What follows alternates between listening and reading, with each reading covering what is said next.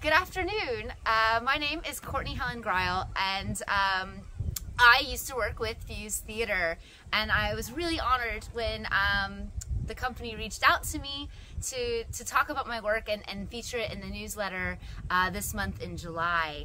And in the conversations that I had with Stacy and the rest of the team, they came to me and they said, you know, it would be really great to have like a conversation about your work and about your research and what you're doing. And I thought, oh gosh, how do I do that? How might that look? And I immediately thought of my friend Nandini Gupta. We are both early career researchers at the Trinity Long Room Hub, and I'm really drawn to Nandini's work. So I thought we'd have this conversation and invite you to just join us for a chat that we have with each other. We're each going to start by talking a little bit about our own research, and then we'll start talking about what drew us together and kind of continue in that kind of way. So without further ado, I guess, you know, why don't you go first? Talk about your research a little bit, and then I'll talk about mine. Yeah, is that all right? That's great. Yeah, that's great. So thank you, Courtney. It's so lovely to have a chat together and talk about our own research, because there's so much things that intersect. As Courtney mentioned, that we both are early career researchers at Trinity Long Room Hub, and I'm also a doctoral candidate at Department of International Peace Studies in School of Religion, Trinity College.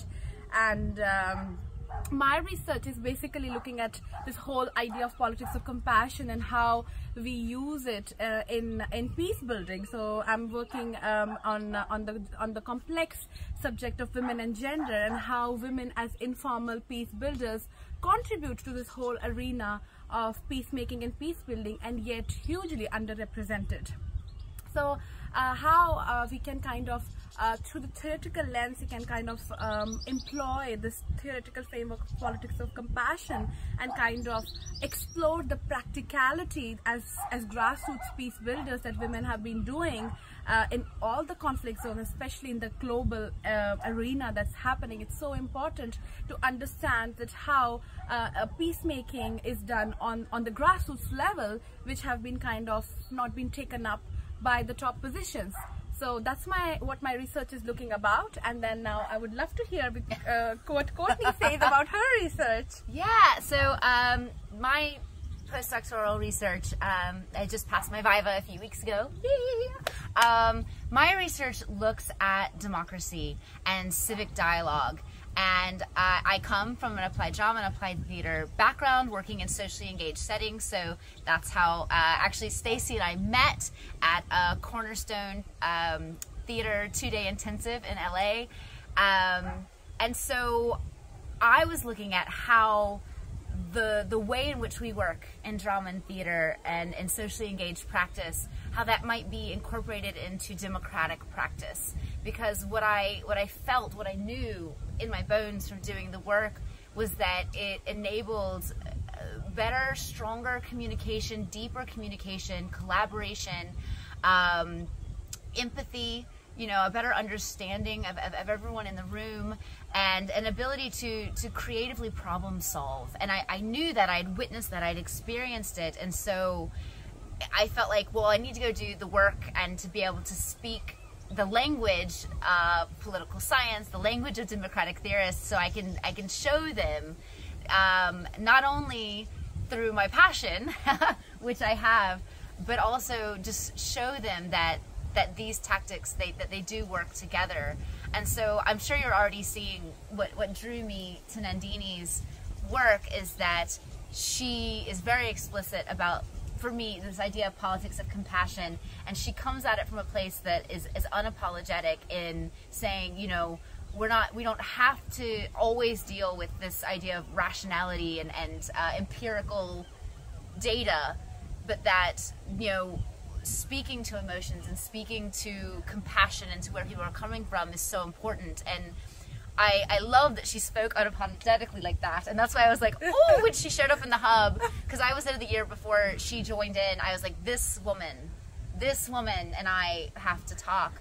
Because in my research, I was finding, weirdly enough, that, you know, political scientists were coming to some of the same conclusions and kind of going, there's a false binary here, you know, and not all, not all political scientists. Obviously, we know that the mainstream is still very much like it's rational consensus and, you know, very focused on, you know, the intellect and rationality. And so anyone who kind of enters that sphere and speaks from a place of emotion or communicates in a way that isn't, you know, argument or debate style is somehow discredited. Yeah. But there are political scientists out there, Iris Marion Young, Cheryl Hall, David Redlosk. Actually, he wrote the book Feeling Politics, you know, and they talk about this false binary. And there is, you know, when we try to say that, oh, we're going to be very rational, that's untrue. We can't think properly. We can't make proper decisions without our emotions. True. Yeah. I mean, that's the crossroads of our research, and especially you know, with most post-colonial and feminist interventions in political theory, you would see this whole idea, this Cartesian idea, actually, you know, of idea of I think, therefore I am, it's been kind of deconstructed over and over.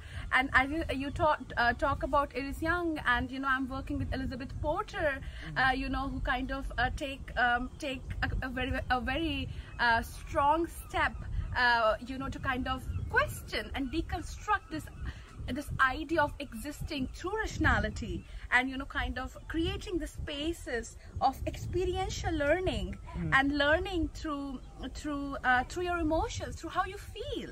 Because all this, as I mentioned, that, you know, for example, theater, you know, I work in theater and I work in peace building, and both these domains kind of are so experiential.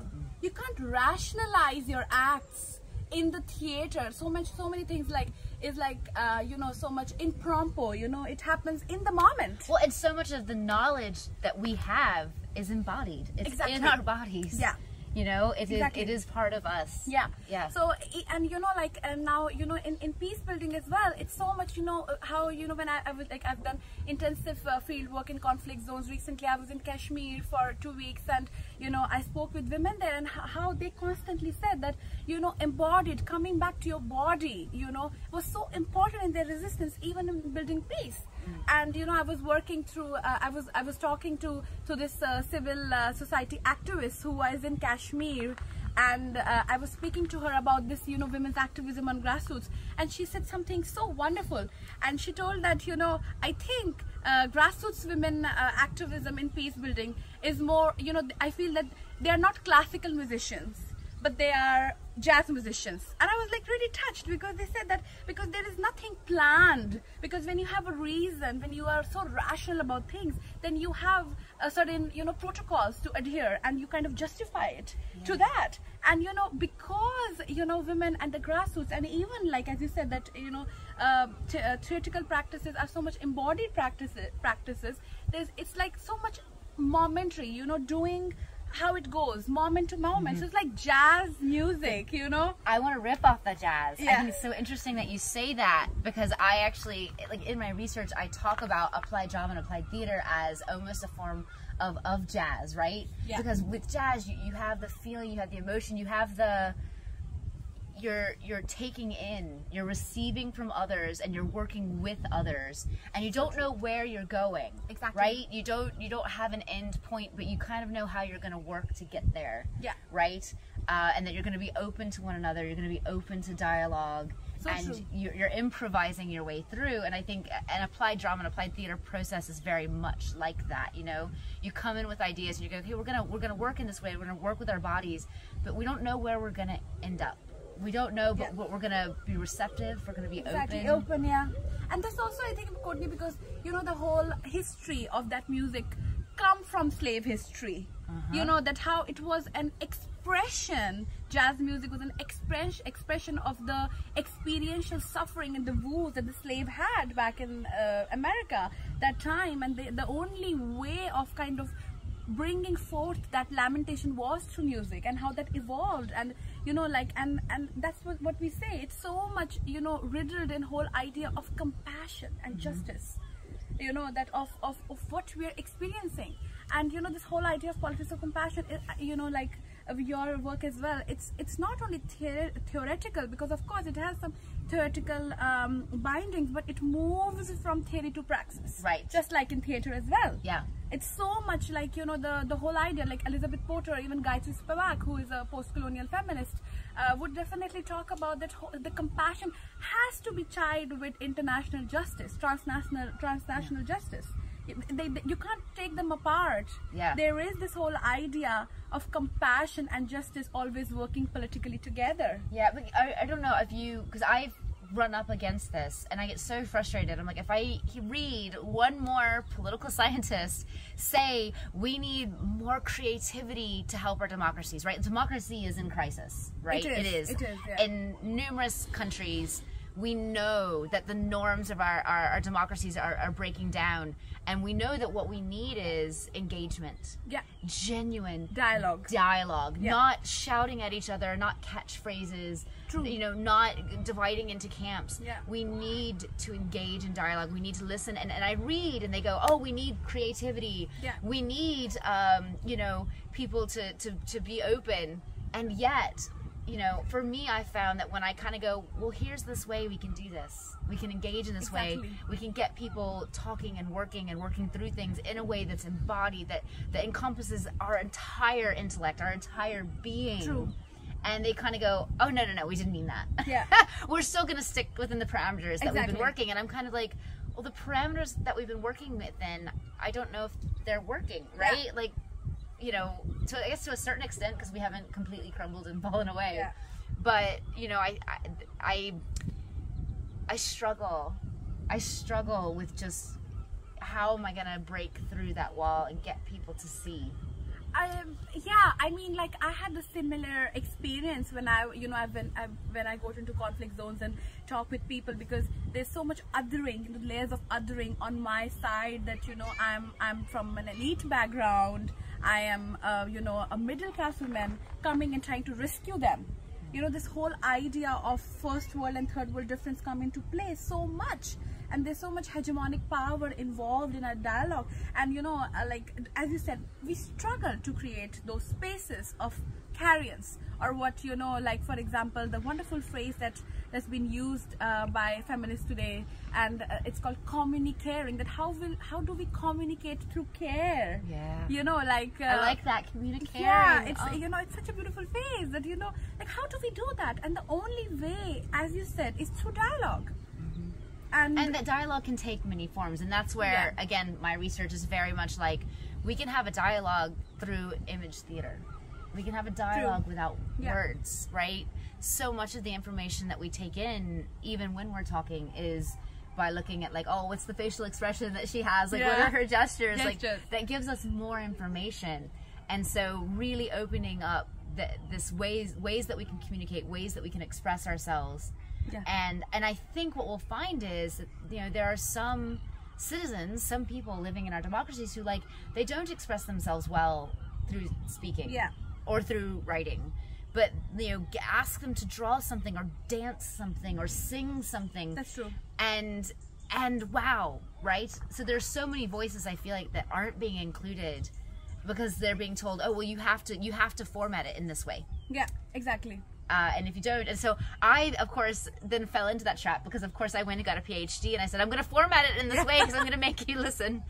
Exactly. But that's why I think I was like, okay, I'm gonna delve into this theory, and you know, speak that language of political theory and democratic theory, so that I can put it into the conversation of, you know, drama and theater, but also just this idea of bringing in emotions and care. Definitely. Because all that is a part of applied drama and applied theater practice. Yeah. And that's how, like, having conversations like these are so helpful, because, you know, they are actually creating those spaces of exchanging the interdisciplinary dialogue and keep the ball rolling. And, like, as I was mentioning about communicating, you know, it's a wonderful... Yeah, I'm already going to follow up with you on that. And, you know, it's a wonderful concept by an Israeli peacemaker, and also you know, an artist by I'm forgetting her name, but I think I'll come back to it. And she's so wonderful in her practices, and the solution that she gives is just, you know, caring without having a judgment. which is so important. Because, you know, even like, you know, we know Ukraine crisis is a major concern, and it's not only Ukraine, like Yemen, Myanmar, there's so many conflicts just going on, Kashmir, Palestine. I can just keep the list doesn't go, and which is a sad reality. But I think the true important key work of kind of working through these conflicts is, as we mentioned, dialogue and listening without judgment. Right. Well, empathizing, caring, yeah. You know, in that way that, like, you know, I did a lot of research. Michael E. Morale, I don't know if you're interested in him, but he talks about you cannot have democracy without empathy. The process of empathy has to be there. Yeah. Because we're all so different. Like, we're not going to ever agree on everything. I agree. Yeah. Like, that's impossible. Nor do we want that, right? Like, we need a little bit of, like, you know, push and pull for great ideas to come out. Yeah. But it doesn't have to be nasty, and it doesn't have to be mean. And if we can find ways so that that process of empathy, the process of caring is a part of it, we can say, you know, I disagree with you on this. Yeah. And that's okay. Yeah. And sometimes we might have to leave it somewhere, right? Definitely. Not everything can maybe be solved. Some things have to be left messy. Oh, definitely. Definitely. But when we have a better understanding, when we humanize. We humanize, yeah. On that and note, we see that they are just as human as we are. We are. And you know, Maya Angelou put it so beautifully when she says, finding sameness in our differences. You know, and you know, that's so important, as you said, that of course we do not have to be similar. We are not. We are all different, and it's wonderful, diversity.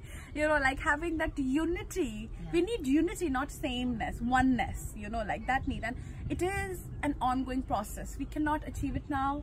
We will fumble, we will fall down, but the most important thing is to keep trying, and not just to you know, give up on this idea of you know, on this rational idea of, I don't care, it's my life, it doesn't really matter what he does, it doesn't affect me. It affects us. We live in a global world. We live in this little ball of rock. Exactly. And we are all interconnected. Yeah. If we realize it and kind of find those ways of believing that interconnectedness in our daily life and practice, it makes a lot of difference. We do not have to be you know, academicians or activists on professionally, but we can be activists personally. You know, a personal activism is much better than professional activism in so way, because it kind of binds us together on this, as you said, and as a human, you know, as embrace each other, like, you know, this practice of embracing is so important. And I find it, you know, like, some people tell me, oh my God, I think you're going overboard, being too kind. And I said, of course I have to, because if I will not do it, I think, I don't know who will do it. We all have to be like that, you know, and world is such a beautiful place if we do it, you know. Yeah, and can I say another thing that really drew me to Nandini, and I think you can probably see it as well, is that I felt like I found another researcher who was as passionate about what they do. Because it's important. Like I think you, like it's so important, and we don't want our research to, like, sit up on shelves. Yeah.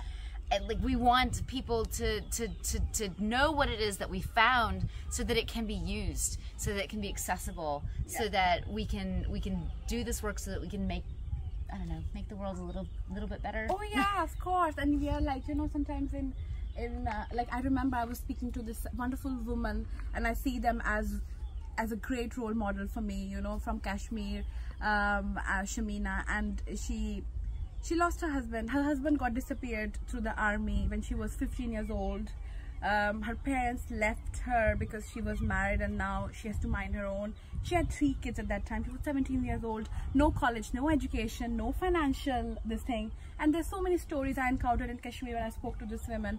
And I told her that, you know, and she, you know, then of course they started this activism against disappearances in Kashmir, and that's wonderful. I'm working on that project at the moment. And, you know, when I spoke to her, but what gave you courage to wake up every day and be good to others when you had suffered so much? And you know what did she say? She said, but I don't know any other way. There's no other way. I want, and she actually said that, you know, when she grows up, and I think her daughter was, I think 10 when I met her, when I was taking her interview, she was playing, and she said, you know, if I just think that, is this the world that I'm going to leave for my children? And keep that thought alive every day when you do your little thing. How can I make this world a little bit a beautiful place? Through your work, through your you know, relationships in the family, because then family extends that as this thing. And she said, that's what my activism is all about. And this whole idea of caring and empathy, and they exemplify it. We talk about it, but those women who have undergone so much in peace, in conflict zones, and can't even the suffering will not end. But that suffering has not hardened their heart, right, which does to us sometimes, I feel. Yeah.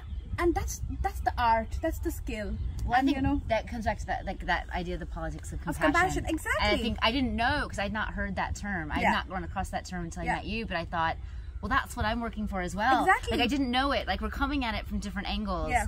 But it's this idea of we need a politics of compassion, and how do we work to bring that into our 21st century lives today, and into our politics today, but also into our societies today, and definitely into all of our interactions, as individuals, as in the family as well, and everywhere, in your work and everything, because it has to be holistic. That's the problem. We should not section off our lives, section off our life, and we should not just forget them, but we have to keep going every day, and make it as a skill that needs to be inculcated in us. So I think, that politics of compassion is so important, and it is a wonderful concept by Elizabeth Porter that that draws so many of us. In fact, even in the Hub Together, because this whole, because it kind of pulls us to look beyond our narrowed boundary of egos as well. It's not only about me, it's about the wider world. And again, sorry, I just have to interrupt. Of course. Again, that's why I feel, bringing back in my applied drama, my applied theater, that's what applied drama and applied theater does. So when you work with a group, you know, like you are lifted up as a vital, important part of that group, but you realize that you are a piece of something that is really special and really powerful, and that you're made better by listening to those that are working with you, and that you're opening up. So it doesn't take away like the individual specialness of you. I know. But it puts that in conversation. So I don't know, it's like, it's almost like maybe an applied drama workshop is like a mini kind of container. It is. On a small scale of what we need to do. Yeah, on a big list. On a big scale. I remember I went to saw, of course, it's such Waiting for Godot by Beckett, and Estragon and Vladimir are talking, and in one of the scenes they say, but don't you think that waiting is too much? Now I'm paraphrasing it. But and they say that I think Vladimir says to Estragon that I think this waiting is taking a toll on me, and then Estragon says, but we are together in it. We are together in the waiting, and it makes it easier. I think it's so beautiful, as you said, that it on the small scale of theatrical performance, we kind of pave roadmaps for how the global world should be, and that's what art and humanities does as well.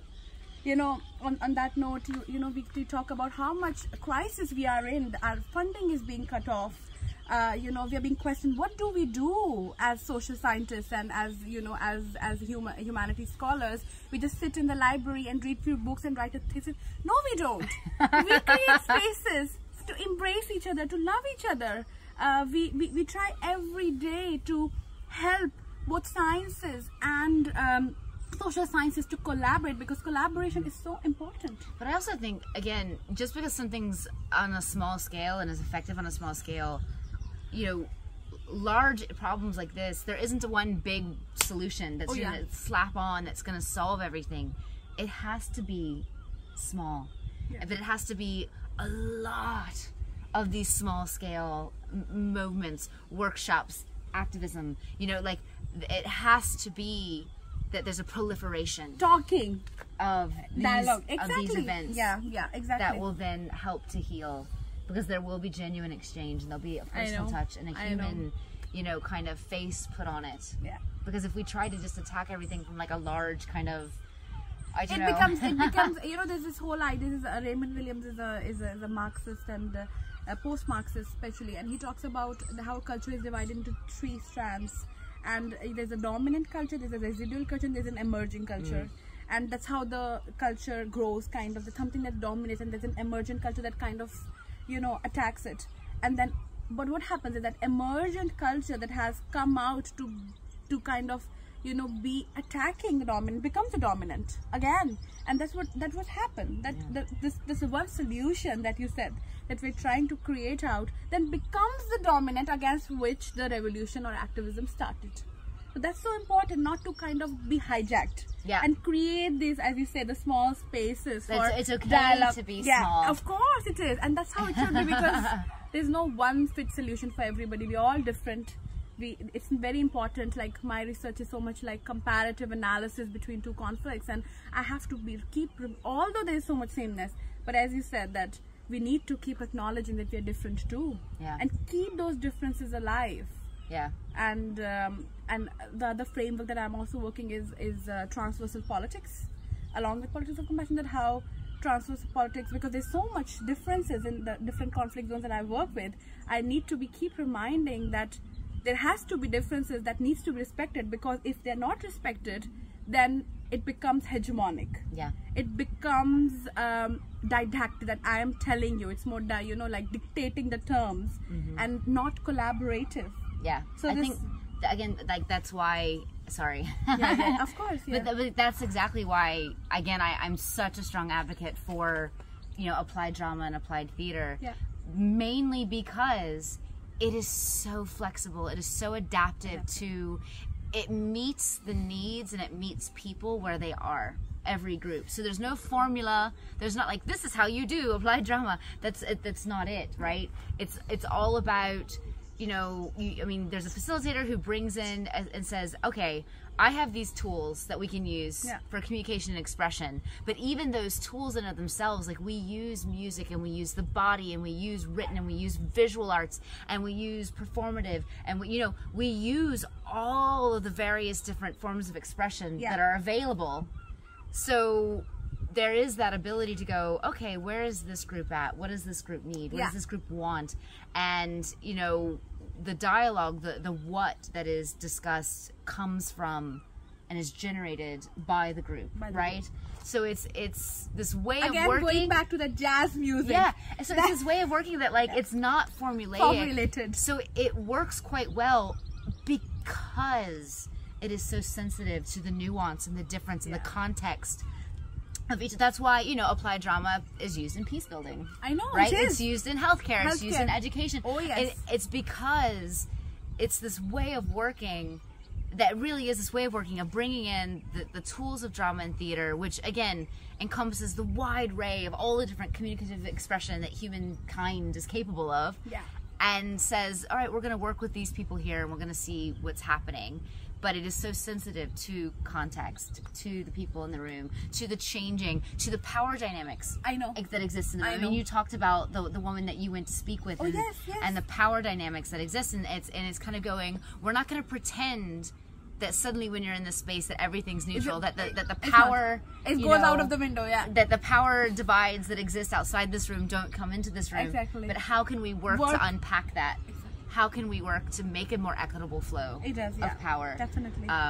So it's just all the things that you're saying. I'm like, this is why. And that's why these, as I said before, it's so important to have these, you know, like, like, for example, we're so much focused on publishing and, you know, like, on presenting, but that's not what academia is all about. Academia should be, if it's not already, should be about this collaboration. Okay, it's good to publish things, but let's do it together. It's good to present it, but it's so important to speak together, because there's so many things that there's so much similarity, and, you know, it's like, you know, we are all, like Ram Dass would say, that, you know, we are all walking each other home.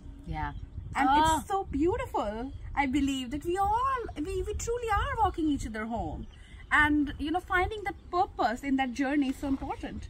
And I think these discussions kind of bring that purpose, and also this idea that we truly are professionally walking each other home, because our goal is of course, is having an inclusive world, is having a peaceful world, is having a sustainable world that harps on love, harps on compassion, harps on justice, and harps on you know, it's a difficult journey. It's not easy. It is going to be. It's not going to be achieved maybe in my lifetime, but at least let me devote my life to it in whatever way I can. You know, so I think that's probably a good place. Yeah. To end this conversation. I think we could go on and on for ages. Is, yeah. But thank you so much for having this conversation with me. Thank you, Courtney, so for inviting me. You know, like when you messaged me that time. Oh, this is that. I said, oh yes, of course. You know, and so thank you so much. And thanks to Fuse for inviting this. And I just want to say, when I messaged Nandini about having this conversation, she said, "Oh, well, let's do it outside. It's really lovely in Ireland at the moment." And so she brought me to this park that I remember. Tell them where we are. Just describe. Yeah. It's a Dillon's Park. It's a beautiful park in Dalkey. Ireland is so gorgeous. I love this country with my whole heart. And you know, every time I go to this place, it makes me love Ireland more. And so we are here. And I didn't want to do Zoom on purpose because enough Zooming now, and we need to meet in person and embrace each other. Yes. And and thanks to Daniel as well for being our patient cameraman. So yeah. So, thank you. And Daniel, why don't you zoom out on the beautiful scenery and leave them on that.